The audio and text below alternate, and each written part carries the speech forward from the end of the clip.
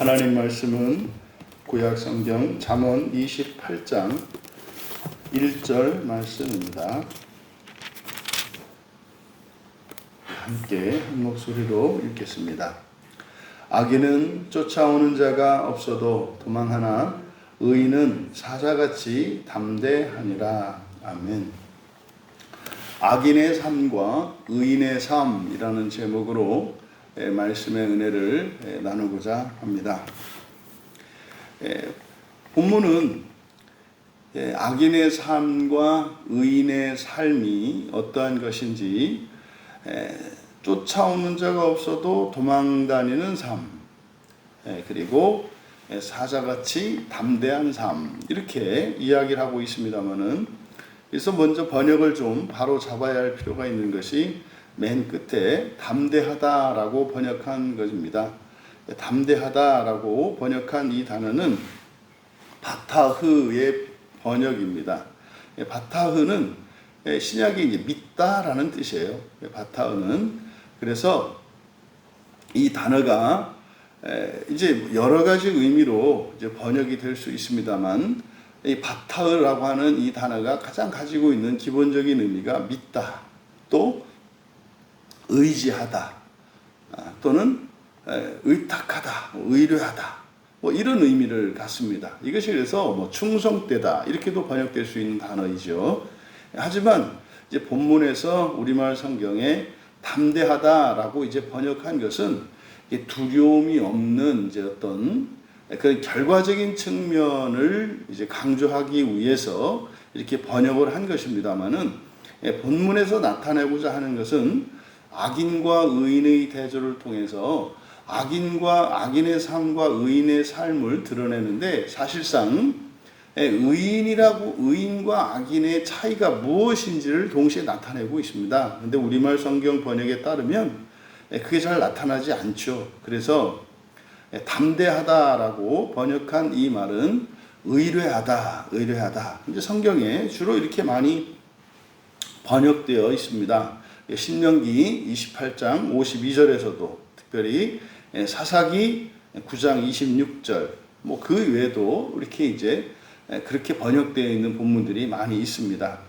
하지만 뭐 이 바타흐라고 하는 단어 자체가 가지고 있는 원래적인 의미가 믿다, 의지하다, 의뢰하다 이런 뜻이니까 여기서 그대로 의뢰할 것이다, 미완료 시제이기 때문에, 그래서 여기를 이제 또 하나가 이제 사자입니다. 사자. 이 사자라고 하는 말이 성경에서 이제 큰 숫사자, 암사자, 그리고 어린 사자, 이렇게 이제 구분이 됩니다. 우리가 이제 그 요한서신에서도 이제 신자들의 상태를 나눌 때 이제 어린아이, 정말 부모님의 도움이 절대적으로 필요한 이제 어린아이, 그리고 이제 조금 할 수 있지만 여전히 부모의 도움이 필요하지만 그래도 좀 자기 이제 어떤 자유의지에 따라서 살 수 있는 상태, 이제 아이, 그리고 이제 장성한 자녀를 뭐 휘어스, 아들, 이렇게 이제 구분했지 않습니까? 사자도 마찬가지입니다. 사자가 이제 다 큰 사자일 경우에는 동물의 왕이죠. 근데 아무리 사자라 할지라도 어린 사자는 취약합니다. 그래서 뭐 늑대나 뭐 하이에나에게 얼마든지 잡혀 먹힐 수 있습니다. 근데 여기에 나오는 사자는 케피르, 어린 사자입니다. 그래서 그대로 직역을 하면 이제 상반절은 분사구문으로 되어 있거든요. 그래서 그대로 직역하면 추격하는 자가 없어도 도망하는 악인들, 반면에 의로운 자들은 어린 사자처럼 의뢰할 것이다, 이렇게 됩니다. 그러니까 먼저 이 악인들이라고 하는 이 사람들의 삶은 뭐 아무 누구도 이렇게 쫓아오거나 위협이 되지 않는데도 불구하고 도망친다는 겁니다. 이건 뭐겠습니까? 사실은 이제 죄책감이죠. 이 죄책감이라는 것이 자기가 뭘 잘못했다라고 하는 이것이 아니라 자신이 가지고 있는 약점입니다. 그래서 이 죄성으로 말미암는 이렇게 쫓기는 것 같은 이 도망치려고 하는 이 마음, 이것은 그냥 실제로 일상에서 도망간다라는 의미이기보다는 막 쫓기는 삶을 말하는 거죠. 그러니까 이것이 우리는 압니다. 이제 근본 감정에서 이제 거짓 감정이 이제 막 파생되어서 나오게 되면 온갖 부정적이고 불행하고 그런 악하고 고통스러운 일들이나 그런 결과들을 이제 막 상상합니다. 그러니까 평안을 누릴 수가 없어요. 그래서 이거 혹시 자다가 도둑은 들어오지 않나. 그래서 뭐 자다가 나가서 다시 한번 대문이 잠겼는지 보고 와야 되고, 그래서 뭐 안전하게 잠겨 있단 말이죠. 그리고 나서 이제 자는데 또 뭐 불은 나지 않을까, 가스는 꺼지지 않았는지 또 다시 가서 다시 한번 확인하고, 그래요, 저 만사 불여 튼튼이니까 그냥 뭐 안전한 게 좋지. 밤새 꼬박 한숨도 못 자는 거 아니겠습니까? 인생이 이렇다는 거죠, 악인이라고 하는 사람들은. 그러니까요, 만약에 닥칠지도 모르는 미래의 불행에 대비하느라 현재의 즐거움과 기쁨과 행복을 누리지를 못해요.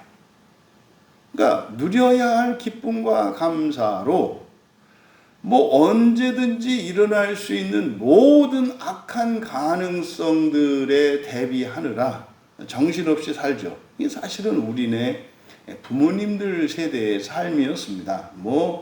실제로 경제적으로나 여러 가지 어려운 상태에 있었던 것은 틀림없습니다만은, 그래도 절대로 우리 부모님들 세대에서는 아무리 재산이 좀 많이 늘고 이렇다 그래서 절대로 100원짜리 하나 허투루 쓸 수가 없었습니다. 안 쓰는 게 아니라 쓸 수가 없습니다. 왜냐하면 그 지독한 가난에 대한 경험이 있거든요. 6.25 전쟁이 나고 난 뒤에 그 정말로 진짜 언제 굶어 죽을지도 모르는, 그래서 사실 뭐 전쟁 이후에 태어난 뭐 사람들 보면은 뭐 거의 출생신고도 2년, 4년 막 이렇게 늦게 했단 말이에요. 언제 뭐 죽을지 모르니까.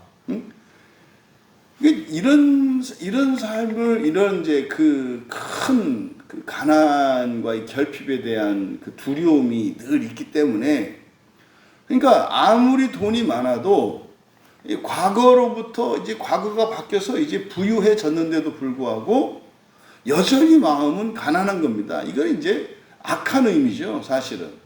그러니까 많은 부자인데 마음이 가난한 것은 사실은 넘치는 재산으로 이게 사람들을 살리려고 할 때 이건 선한 가난이고요. 이거는 뭐 엄청난 재산을 가지고 있는데 100원짜리 하나 이렇게 사람들에게 베풀 수 없는, 이건 정말 악한 가난이거든요. 그게 바로 우리의 마음속, 이게 이제 악인들의 상태입니다. 그러니까 이 악인들이라고 하는 것이 우리가 무슨 뭐 도덕적으로 이렇게 하는 범죄하고 이런 것이 아니라 종말론적인 의미에서 보았을 때 악인이라고 하는 것은 사실은 하나님의 길에서 벗어난 사람들입니다. 그리고 벗어나려고 하는 사람들, 이게 이제 종말론적인 의미의 악인이거든요. 그러니까 이렇게 죄를 짓는 사람들, 다시 말해 하나님이 우리에게 주신 그 구원의 길에서 벗어난 사람들, 이런 사람들은 끊임없는 걱정, 근심으로 불안 속에서 살아가게 됩니다. 그리고 자신의 취약점으로 인해서 자신이 이제 위험에 처할까봐 이제 그 평생을 이제 그거 염려하고 그거 대비하느라 사는 거죠. 반면에 여기서 제시되고 있는 의인은 바로 어린 사자와 같이 의뢰하느니라. 그러니까요, 이 의인은 앞에 있는 악인보다 더 낫다 하는 의미가 아니에요. 여기서 의인의 의인됨이라고 하는 것은 사실은 뭡니까? 의지할 그 부모 사자인 거죠. 그 어린 사자도 약하단 말이에요. 무슨 말이에요?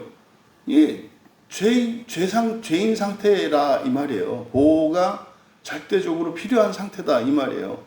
오히려 이 현세적으로 보았을 때는 악인이 더 강할 수 있습니다. 악인은 자립할 수 있고 심지어는 다른 사람 도울 수도 있는 힘과 능력을 가지고 있어요.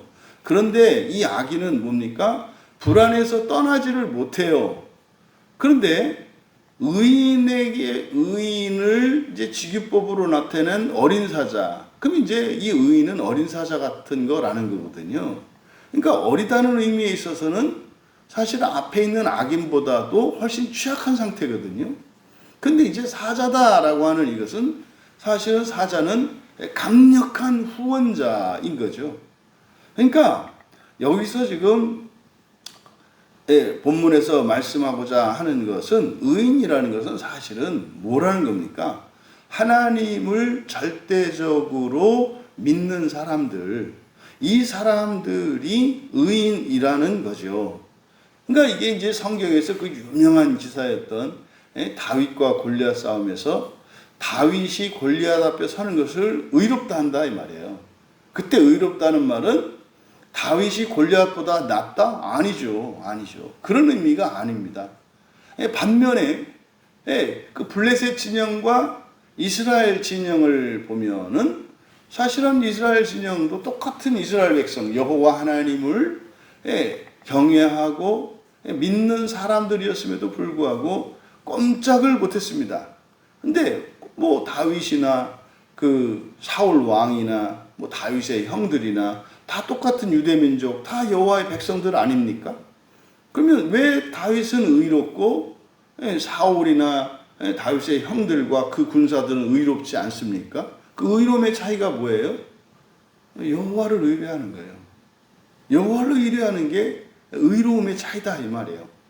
그러니까 지금 오늘 여기에서 주시는 이 말씀은 오늘을 살아가는 우리들이 어디에서 우리의 안전과 평화를 누리고 있는지, 우리가 무엇을 믿고 무엇을 의지하고 있는지 돌아보게 합니다.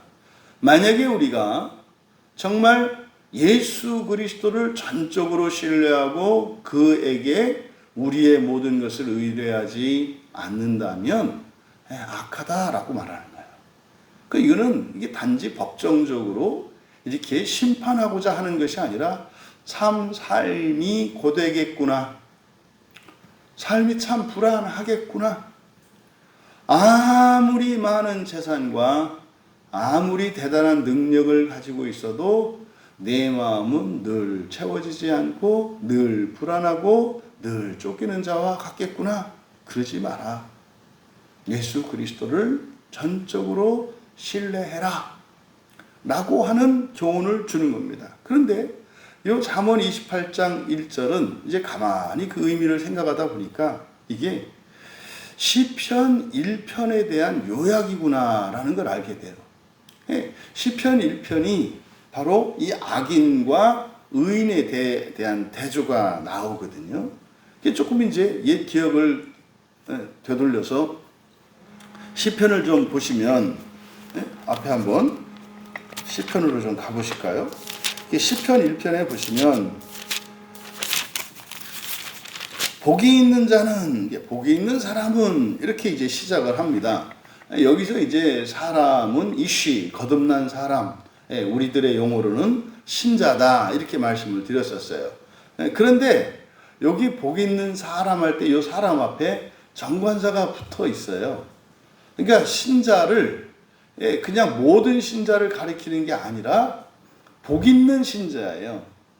그러니까 신자가 모두 복이 있는 것은 아니다라는 것을 시편에서 시편의 시작에서 말을 하거든요. 그러니까 그리스도인이라 그래서 모두 다 여호와를 의뢰하는 어린 사자와 같지 않다는 거예요. 그러니까 똑같이 예수님을 믿고 똑같이 교회를 다니고 있는데 어떤 사람들은 악인들의 삶을 살아가는 이들이 있고 어떤 이들은 참으로 의인들의 삶을 살아가는 일이 있다는 거예요. 그걸 지금 시편 1편 1절에서 복 있는 사람 할 때 그 남자, 그 신자거든요. 이쉬거든요. 그러니까 그게 누구냐?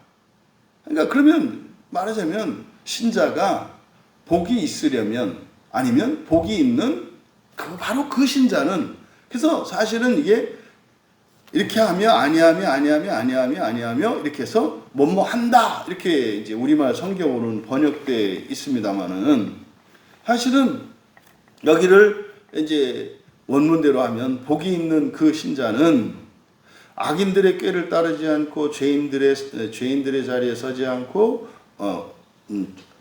죄인들의 길에 서지 않고 오만한 자들의 자리에 앉지 않고 이게 이제 따르고 서고 앉고 이게 점점 이렇게 돼 있어요. 따르지도 않고 서지도 않고 앉지도 않는다. 뭐 이런 뜻입니다. 결국 시편 1편 1절에서 말하는 것은요. 신자라 하더라도 뭐뭐하지 않을 때라야 복이 있다는 조건을 가리키는 거예요. 그러니까 예수님을 믿어도 뭐뭐하지 않을 때 복이 있다. 그럼 이제 잠언 28장 1절에서는요. 악인의 삶을 살지 말아야 해요. 악인의 삶을 살면 말입니다. 아무리 재산이 많고 능력이 뛰어나고 편안한 생활이라 하더라도 쫓기는 것 같은 삶을 살아간다 이 말이에요. 그러면 신자가 그 복을 누리려면 평안을 누리려면 어떻게 해요? 여호와를 전적으로 의뢰해야 된다. 예수 그리스도를 의뢰해야 된다. 의지해야 된다. 이렇게 말씀하는 거죠. 그러니까요. 신자가 그 길을 따르거나 서거나 앉기만 해도 악인이 되어서 악인과 같이 되어서 그 사람의 삶에 그 하나님의 샬롬이 하늘의 샬롬이 무너져요. 구원의 확신과 소망이 연기처럼 훅 사라져버려요. 이게 이제 시편 1편 1절입니다. 그래서 시편 1편 2절에서 그 이유를 말하거든요. 이유는 왜냐하면 이렇게 되는 거예요. 왜냐하면 만일 여호와의 율법 안에 즐거움이 있다면 그는 밤낮 그의 율법으로 읊조릴 것이기 때문이다. 이게 무슨 말이냐면 결국 시편 1편 1절과 2절에 있는 내용은요. 여호와의 말씀으로 그래서 우리말 성경에 묵상하다라고 되어 있는 게 하가라는 말이고 이게 암송하는 걸 말한다고 그랬어요. 이게 말씀을 자꾸 되뇌이는 겁니다. 되뇌이는 거. 그러면은 시편 1편과 잠언 28장 1절에서 여호와를 의뢰하는 그것이 시편 1편 1절에서는 뭐라 그래요? 여호와의 율법을 되뇌인 자라, 되뇌이는 것이라고요. 근데 그거 하지 않으면 어떻게 된다는 거예요? 그 악한 길에, 죄인의 길에, 오만한 자의 자리에 따르거나 서거나 앉게 된다는 거예요. 앉으면 어떻게 되는 거예요? 악인의 삶을 살아가게 된다는 겁니다. 그래서 시편 1편 3절에서 의인의 삶에 대한 약속, 그는 시냇가에 심은 나무가 철을 따라 열매를 맺고 그 잎사귀가 마르지 않는 것처럼 그가 하는 모든 일들이 다 형통할 거다. 이때 형통한 거는 무조건 하면 된다 할까요? 안 돼도 그의 마음은 요동하지가 않아요. 악인은요. 돼도 쫓기는 것 같다 이 말이에요. 이겁니다. 그래서 또 1편 4절과 5절 6절에서는 이제 악인의 삶을 설명하고 있죠. 바람에 나는 겨와 같다. 바람에 나는 겨와 같다. 이게 이제 잠언 28장 1절에서는 쫓아오는 자도 없는데 막 쫓긴다. 걱정거리도 없는데 걱정을 만들어낸다. 이거죠. 이게 바람에 나는 겨와 같다. 예, 정착이 되질 않아요. 마음이. 그리고 악인들은 심판에 견디지 못하고 죄인들은 의인의 몸에 이거는 종말에 대한 얘기죠. 예, 결국 뭡니까? 하나님 나라에 들어갈 수 없다는 거예요. 그럼 여러분 이 땅을 살아가며 평강을 누리지 못하는 이들이 있다면 그들은 아직 의인들의 모임에 다시 말해 하나님 나라에 들어갈 준비가 안 되어 있는 악인들의 상태인 것을 가르쳐 주는 겁니다. 그래서 악인들이 그런 것도 6절에서 왜냐하면 그렇게 설명을 해요. 여호와께서 의인들의 길은 아시지만 악인들의 길은 망하리다. 그 길은 구원의 길이 아니니까. 여러분 그럼 이 악인들은 구원받지 못한 사람들이고 이 세상에서 평강을 누리지 못하는 사람들은 영원한 지옥에 떨어지는 사람들일까요? 그렇지 않죠. 시편 25편 8절에 의하면은 여호와는 선하시고 정직하시니 그러므로 그의 도로 죄인들을 교훈하시리로다. 그러니까요, 현재의 삶 속에서 예수님을 믿고 정말 그 복을 누리지 못하고 평강을 누리지 못하며 살아가는 안타까운 사람들, 그들을 어떻게 하신다고요? 여호와의 율법으로 그들을 교훈하셔서 구원하신다는 거예요. 여러분, 하나님의 절대적인 선하심과 전능하심을 믿고 살아가는 신자들이라야 그 복을 누릴 수 있습니다. 우리가 아무리 예수님을 잘 믿고 예수님을 믿어서 성령의 역사를 경험하고 우리의 본성이 10번도 변해서 우리의 인격이 10껍질 벗겨지고 우리의 삶이 1000배 만배로 바뀐다 할지라도 우리가 예수 그리스도를 전적으로 의뢰하지 않으면 그 즉시 우리의 삶은 악인의 삶으로 떨어집니다. 근데 그것은 현재적으로도 편치 못한 그것 때문에 염려하는 것이 아니라 그것의 종말의 결과, 죽음을 기준으로 해서 이렇게 선대칭을 딱 시키면 어떻게 되는 거예요? 지옥으로 간단 말이에요. 여러분, 현재의 삶은 그래서 현재적인 의미만 있는 것이 아니라 종말론적인 의미와 과거적인 의미가 있어요. 그래서 우리가 이렇게 불안정한 악인의 삶을 살고 있는지 나 자신을 돌아보아야 하고, 그것은 사실은 교만에서 비롯되는 거예요. 교만에서 비롯되는 불안함입니다. 그리스도인이 누리는 것은. 근데 이 교만이라는 게 뭐 대단해서 갖는 교만도 아니에요. 하나님을 의뢰하지 않는 그것이거든요. 하와가 에덴 동산에 그 나무의 열매를 따먹은 건 뭡니까? 하나님 말씀을 전적으로 의뢰하지 않고 다른 말을 들었기 때문입니다. 여러분, 예수 그리스도를 믿음으로 우리는 의인의 삶을 살 수 있게 되었다는 것을 기억하시기 바랍니다. 하지만 그것은 우리가 예수 그리스도께서 우리에게 주신 그 소망을 붙들어야 합니다. 그 소망을 잃어버리면 우리는 세속화될 수밖에 없고 예수님을 믿지 않는 사람과 같이 여전히 이 탐심에 사로잡혀서, 이 탐심의 원인은 불안이에요. 불안입니다. 더 많이 가지고 있음에도 불구하고 불안한 거예요. 하나님께서 도와주시고 구원하셨던 자신의 삶 가운데 있었던 은혜의 일들을 잊어버려요. 훨씬 더 어려울 때 도우셨고 지금보다 훨씬 못할 때도 하나님이 함께 하시며 평강과 기쁨을 주셔서 내가 감사하고 찬양할 수 있었던 그 사실을 잊어버려요.